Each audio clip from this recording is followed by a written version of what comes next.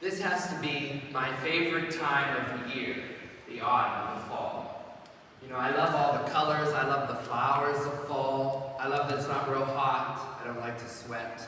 I love the food that comes with fall, except pumpkin, I don't like pumpkin.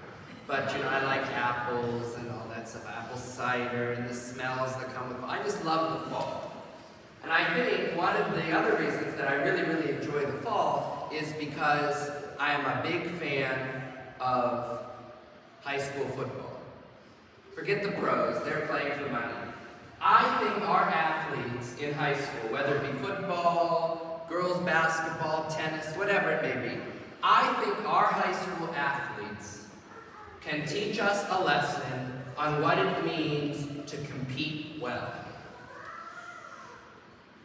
Not all the time, but most of the time, when you're watching a high school sporting event, it's good, wholesome competition. Competition not for a large sum of money, competition not for great accolades or big trophies. That might come, but on the field, on the court, it's competition to better the skills that the Lord has given them and that these athletes have nurtured and trained for and exercised and, good for them, not me. I think that's really a great example of what it means to compete well. And that's what our scriptures today are calling us to. St. Paul in his letter to Timothy and his companions says to them flat out, men of God, compete well for the faith. Compete for those other virtues, for gratitude, for grace, for devotion, but above all, compete well for the faith. We're all called to compete well for our faith, for what we believe in, for what we acknowledge and say in that creed that we say weekend after weekend. We're called to defend it. We're called to defend our faith, to compete for the faith. Our gospel today, it's a perfect one to go with the second reading or the second reading with the gospel, because we see an example of what it means not to compete well. The rich man did not compete well for his faith.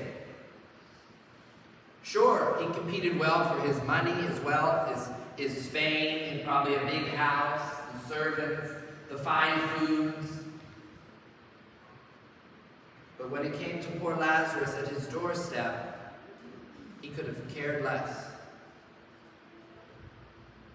He didn't do any of the things that Christ teaches us. Clothe the naked, feed the hungry, welcome the stranger, shelter the homeless. The rich man didn't care about any of that. And as the gospel tells us, he paid a price, a very, very high price for it in the next life.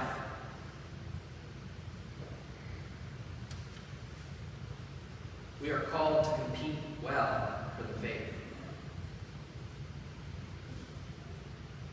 It's great that these readings, the Church in her infinite wisdom places them on Priesthood Sunday. So many of our priests wake up every day and compete well for the faith.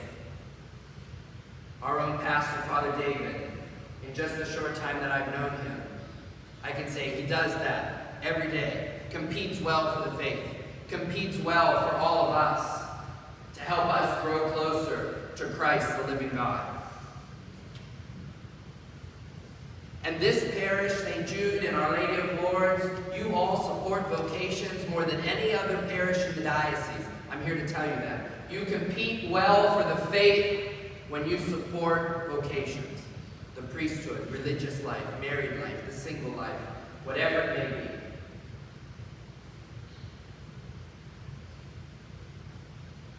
We are called to compete well for our faith. And when we do that in the small acts of our everyday life, God promises us an eternity of peace, love, and joy with Him.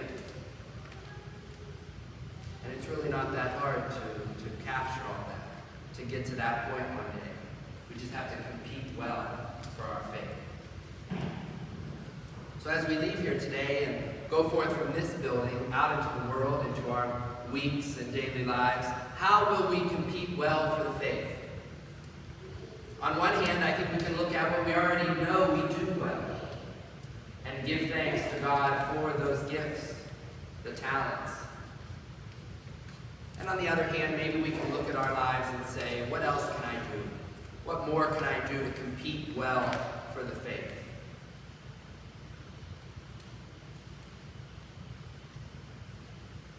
Competing well for the faith. That's the message today, and that's what we're called to do every day of our lives. To profess what we believe in, and to be drawn closer to Christ